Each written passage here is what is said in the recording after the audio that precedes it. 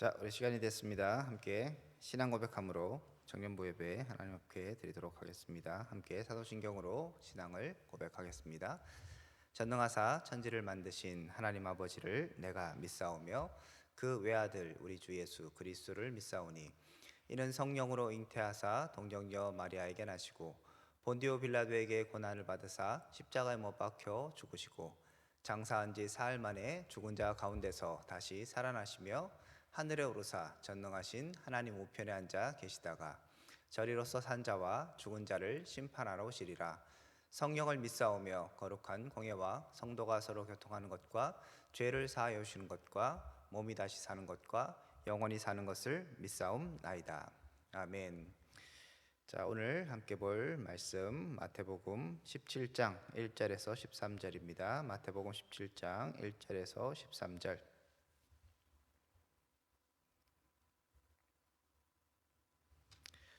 제가 읽도록 하겠습니다. 1절입니다. 엿새 후에 예수께서 베드로와 야고보와 그 형제 요한을 데리시고 따로 높은 산에 올라가셨더니 그들 앞에서 변형되사 그 얼굴이 해같이 빛나며 옷이 빛과 같이 휘어졌더라. 그때 모세와 엘리야가 예수와 더불어 말하는 것이 그들에게 보이거늘 베드로가 예수께 여쭈어 이르되 주여 우리가 여기 있는 것이 좋사오니 만일 주께서 원하시면 내가 여기서 초막셋을 짓되 하나는 주님을 위하여 하나는 모세를 위하여 하나는 엘리야를 위하여 하리이다.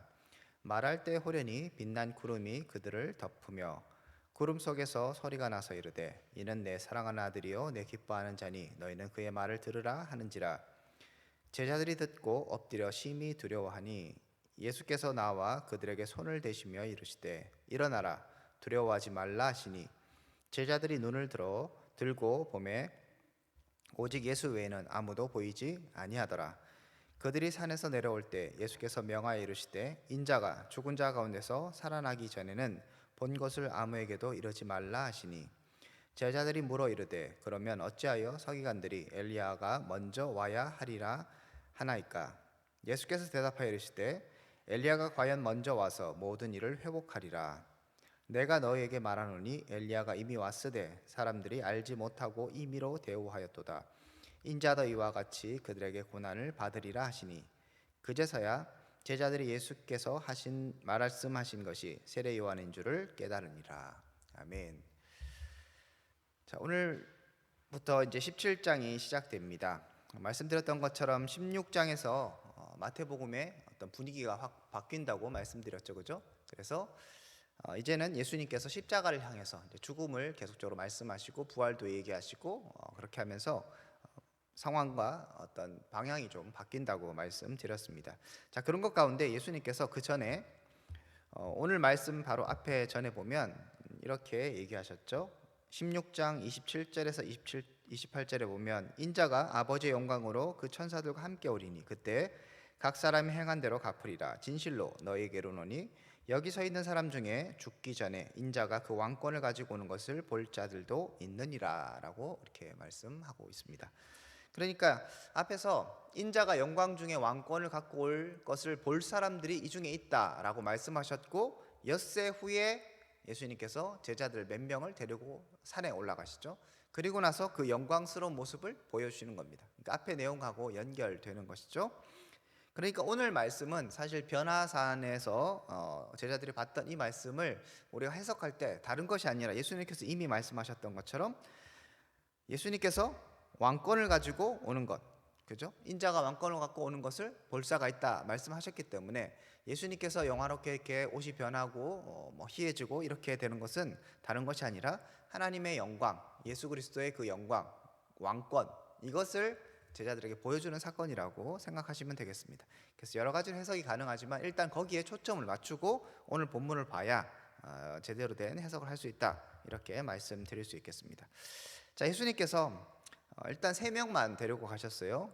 베드로, 야고보, 요한. 이 3명은 아마 12명의 제자들 중에서도 더 이렇게 뽑아서 예수님께서 데리고 다니셨던 그 제자들입니다. 그래서 예수님께서 그들을 데리고 높은 산으로 올라가셨습니다.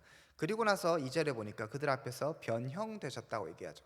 이 변형이라는 게 정확하게 어떤 건지는 모릅니다. 어쨌든 간에 변형이 돼서 예수님이 뭐 몸이든 하여튼 보이는 어떤 것이 변화가 되었죠. 얼굴이 해같이 빛났다고 얘기합니다. 얼굴에서 이제 광채가 막 나는 거죠.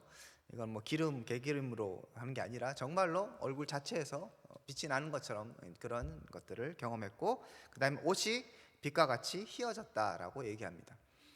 그러니까 이게 정확하게 어떤 것인지 모르지만 앞에서 우리가 살펴봤던 것처럼 왕권, 영광, 능력, 권능 이런 것들을 상징한다고 보겠죠. 다시 말씀드리면 예수님께서 하나님의 아들로서의 그런 권위들을 분명하게 제자들에게 보여주시는 거예요.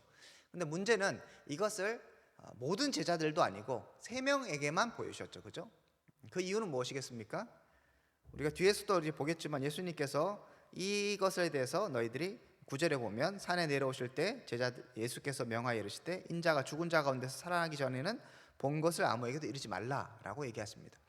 그러니까 이것은 철저하게 제자들에게만 보여지는 것이고, 특히 이제 변화산의 이 모습은 다른 제자들도 아니고 요 3명의 제자들에게만 보여진 것입니다. 이런 이제 예수님께서 얘기하지 말라는 것은 앞에서도 말씀했던 것과 마찬가지죠, 그죠? 예수님께서 인자가 이제 죽을 것이다, 살아날 것이다, 이거 다시는 너희는 얘기하지 말라 예수님께서 말씀하셨습니다. 그죠?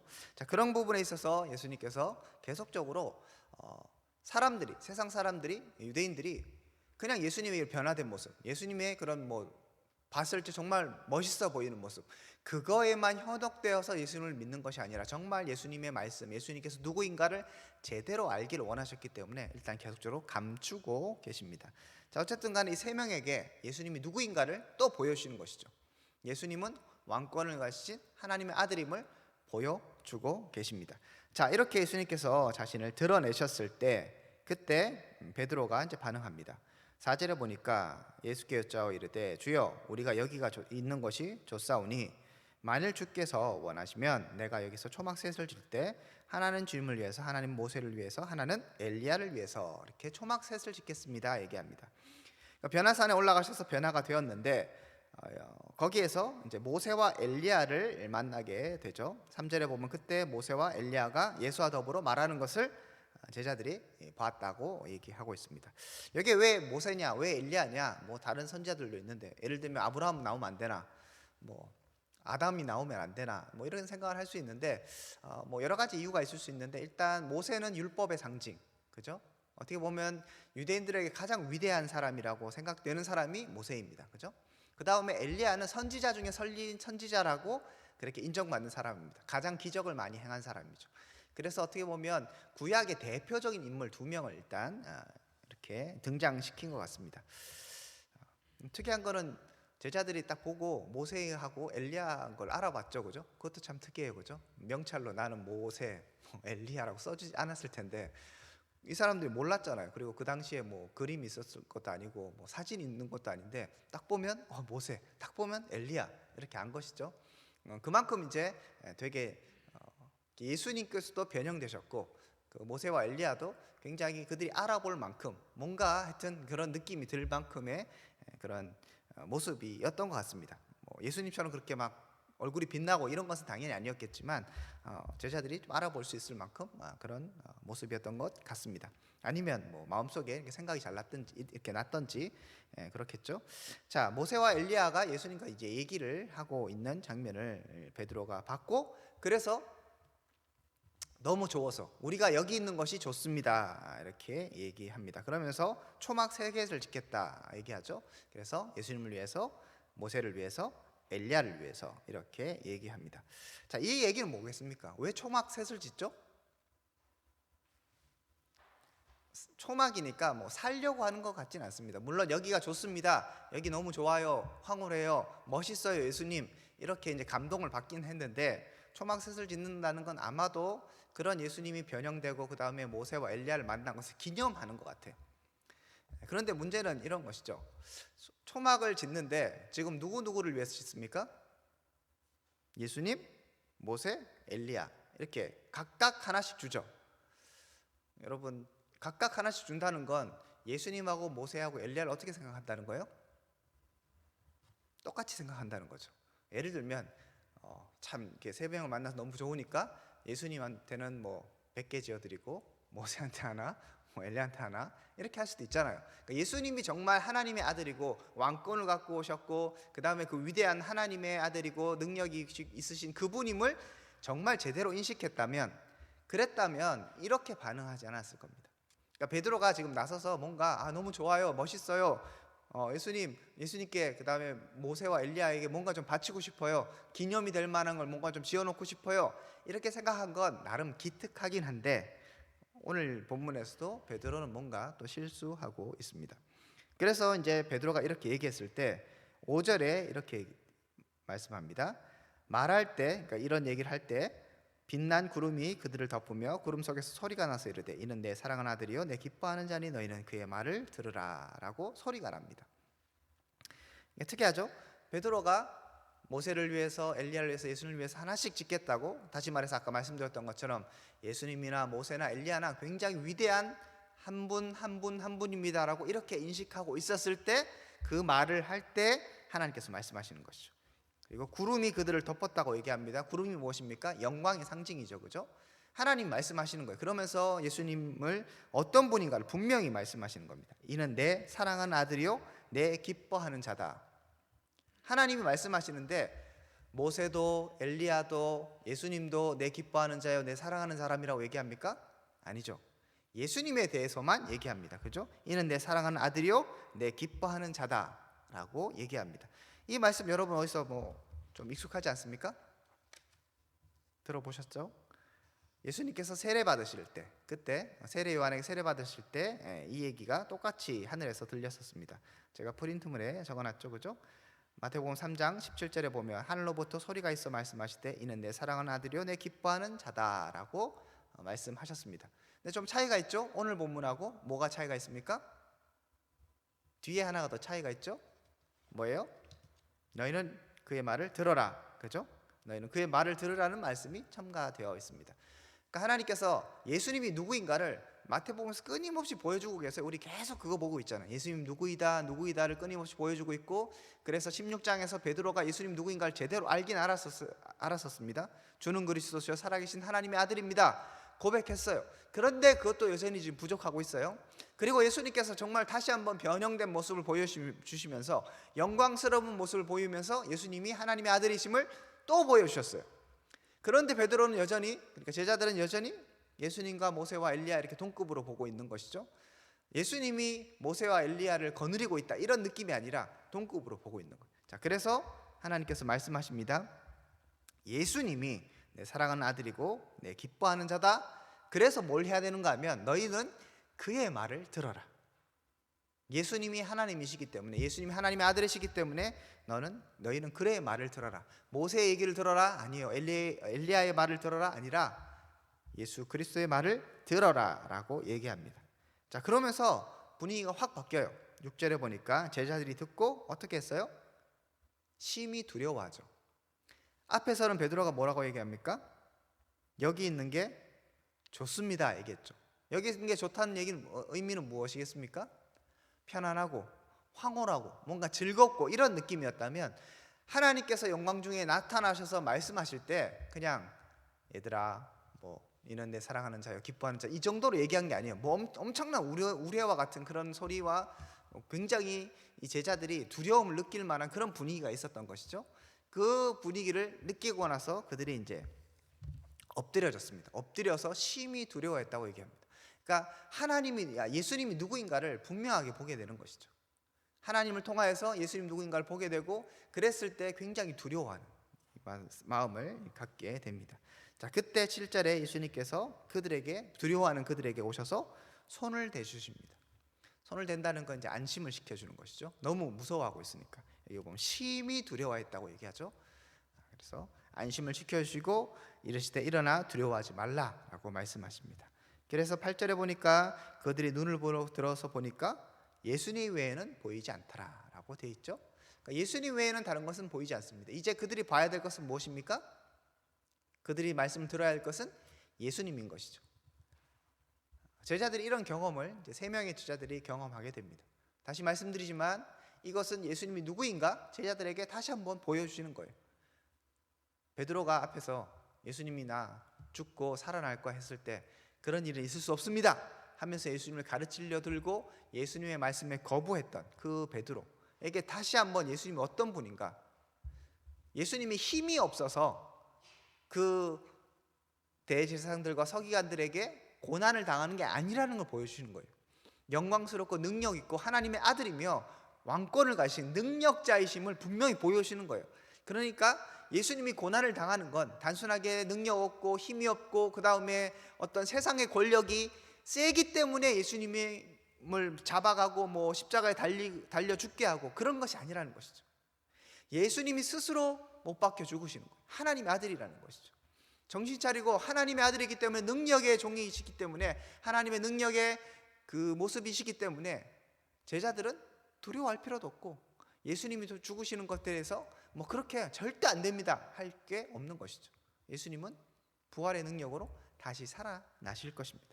그리고 우리 앞에서 봤던 것처럼 심판하기 위해서 왕권을 갖고 자신을 대적한 자들에 대해서 심판하러 다시 오시는 분이십니다. 이것을 다시 한번 제자들에게 변화산에서 보여주고 계시는 것이죠. 그러면서 이제 얘기하지 말라라고 얘기하십니다. 그래서 제자들에게 이 마음을 계속적으로 심어주고 계시는 모습을 살펴볼 수 있습니다. 10절부터는 이제 엘리야에 대해서 얘기합니다. 엘리야를 봤기 때문에, 그리고 예수님이 이제 누구인가 지각했어요. 정확하게 알았어요. 보세요. 예수님이 누구인가를 몰랐을 때는 메시아가 오는 거에서 제대로 뭐 이렇게 예수님이 메시아였다가 또 어떻게 생각하면 또 아니었다가 자신이 막 가르치고 뭐 뭐라 하는 분이었다가 왔다 갔다 하고 있어요, 제자들이. 근데 변화산에서 이 세 명이 예수님을 또 보고 나서 와, 그리고 하나님 음성을 듣고 와, 이렇게 생각했습니다. 그러니까 예수님은 하나님의 아들이자 메시아다라는 것을 인식을 했어요. 자, 그렇게 생각하니까 예전부터 들어왔던 얘기가 있는 것이죠. 메시아가 오기 전에는 엘리야가 먼저 온다라는 얘기를 그들은 알고 있었어요. 말라기의 얘기거든요. 그래서 말라기의 얘기처럼 엘리야가 올 것인데 예수님 메시아 맞는데? 그럼 어떻게 되는 거예요? 엘리야는 왜 어디 있죠? 지금 그 얘기를 물어보는 겁니다. 그래서 제자들의 인식이 예수님을 다시 한번 새롭게 제대로 인식하게 되었습니다. 나중에 되면 또 이제 또 바뀌어요. 그런데 어쨌든 간에 이제 이 기회를 통해서 예수님 누구인가를 알게 되는 것이죠. 자, 그때 예수님께서 엘리야가 왔지만 사람들이 임의로 대우했다라고 얘기합니다. 그래서 제자들이 그제서 세례 요한이 엘리야 역할을 했고 그 다음에 엘리야 다음에 예수님께서 오셨다는 것을 깨닫게 되는 것이죠. 그러니까 예수님은 누구이다? 말라기에서 얘기했던 메시아다. 예수님 하나님의 아들이다라는 것을 다시 한번 인식하는 이야기가 오늘 본문의 이야기입니다. 자, 뭐 여러 가지 좀 복잡한 얘기가 있지만 계속적으로 간단하게 말씀드리면 예수님이 끊임없이 자신이 누구인가를 전하고 계십니다. 보여주고 계시는 것이죠. 그런데 제자들은 자꾸 어떻게 인식한다고요? 위대한 한 인물로. 심지어 방금 전에 얼마 전까지 엿새 전에 주는 그리스도시요 살아계신 하나님의 아들입니다. 세상 사람들은 예수님을 어떻게 인정했다고 어떻게 얘기해요? 사람들은 나를 누구로 하느냐 했을 때 더러는 세례 요한, 더러는 엘리야, 더 어떤 이는 예레미야나 선지자 중 하나라고 사람들은 생각했어요. 그러면 너희는 나를 누구로 하느냐 했을 때 베드로가 올바른 대답을 하죠. 주는 그리스도시요 살아계신 하나님의 아들입니다. 대답을 잘 했어요. 그런데 오늘 변화산에서 다시 그냥 일반 세상 사람들이 생각하는 것처럼 엘리야나 모세나 이런 위대한 선지자 중 한 명으로 또 잘못 생각하는 것이죠. 또 다시 교정해 주십니다. 나는 그런 인간이 아니라 하나님의 아들이고 메시아이다. 하나님도 영광 중에 분명하게 말씀으로 이는 내 사랑하는 자요 내 기뻐하는 자다. 너희는 그의 말을 들어라고 증언해 주십니다. 끊임없이 계속적으로 제자들의 잘못된 생각들을 교정하고 계시는 것이죠. 그런데도 자꾸 넘어져요. 자꾸 예수님에 대해서 잘못 생각하는 것이죠. 이런 모습이 여전히 우리에게도 똑같이 있을 수 있습니다.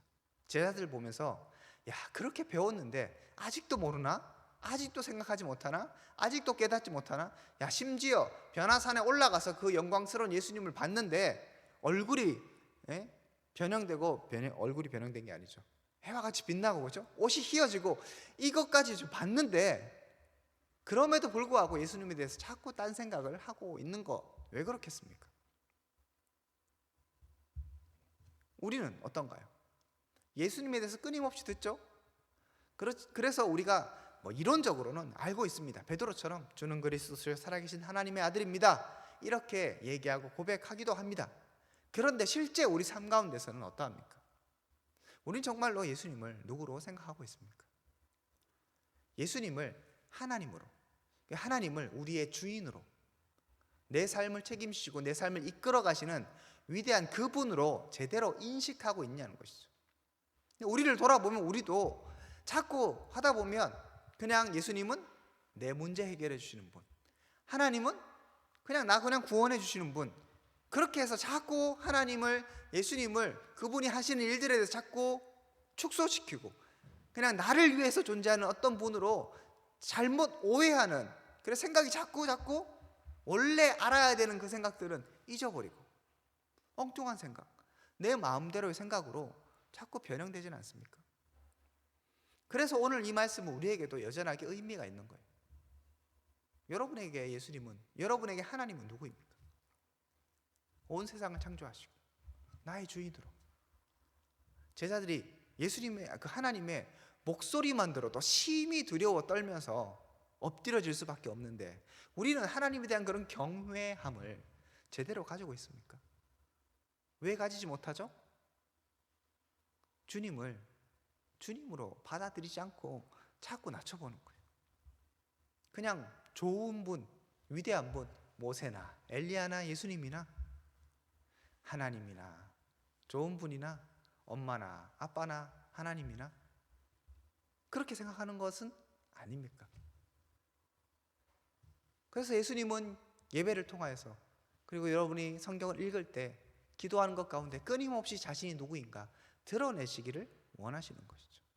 우린 계속 잊어버리고, 우린 계속 우리의 생각으로 예수님을 가두고 재단하고 평가해 버리는 경험이 너무나 많기 때문입니다.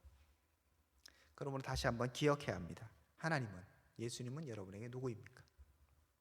오늘 내가, 그리고 이후에 일주일을 살아가면서 여러분이 기억하고 여러분이 섬겨야 하는 하나님은 어떤 분이십니까? 여러분의 공부의 현장 가운데, 직장 현장 가운데, 삶의 현장 가운데 그 하나님은 귀찮고 좀 저리 좀 비켜보세요 하면서 별로 신경 쓰고 싶지 않은 왕따와 같은 그런 분이십니까? 아니면 내 삶의 주인으로 모시고 그분과 함께 동행하며 정말 그분을 섬기고 그분을 찬양하며 그분과 함께 교제하는 그 위대한 하나님이십니까? 오늘 우리에게도 이 제자들이 경험했던 그 하나님을 다시 한번 만나고 경험할 수 있기를 축복합니다. 그리고 때로는 우리가 자꾸 잊어버리겠죠. 세상 속에서 또 우리의 죄된 모습 때문에 이 제자들처럼 자꾸 잊어버리고 예수님을 잘못된 생각으로 착각하고 그렇게 살아갈 때 주님께서 계속적으로 우리를 깨우쳐 주시기를 기도하고 소망해야 합니다. 그러함을 통하여서 하나님의 온전한 백성으로, 하나님을 따르는 온전한 사람으로서 하루하루를 주님이 원하시는 삶으로 살아갈 수 있게 되는 것입니다. 오늘 본문에서 분명히 말씀하고 있으시죠? 너희는 그의 말을 들으라. 예수님은 우리의 말을 들어야 될 분이 아니라 우리가 그분의 말을 들어야 됩니다. 우리가 주님께 순종하고 우리가 주님의 뜻이 무엇인가 분별해야 하는 존재인 것이죠. 그렇게 오늘도, 그리고 일주일도 우리의 평생을 살아가는 우리 청년들 될 수 있기를 주님의 이름으로 축복드립니다. 기도하겠습니다. 하나님 감사합니다.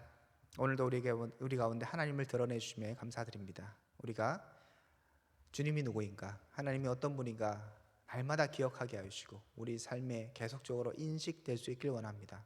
때로는 잊어버리고 때로는 제대로 생각하지 못하는 이런 바쁘군 일상과 또 죄악된 삶의 현장 가운데서도 하나님을 다시 한번 기억할 수 있는 은혜를 허락하여 주시고 주님과 깊이 교제할 수 있도록 함께하여 주시옵소서.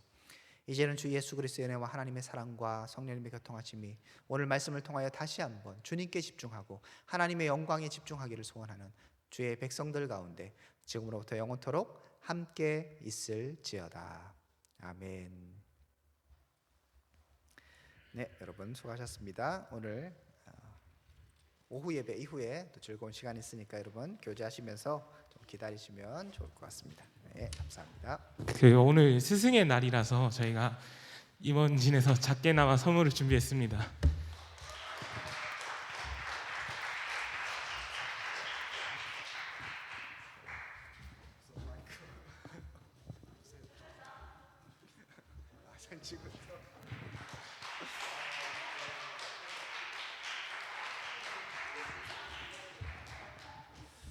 네, 감사합니다.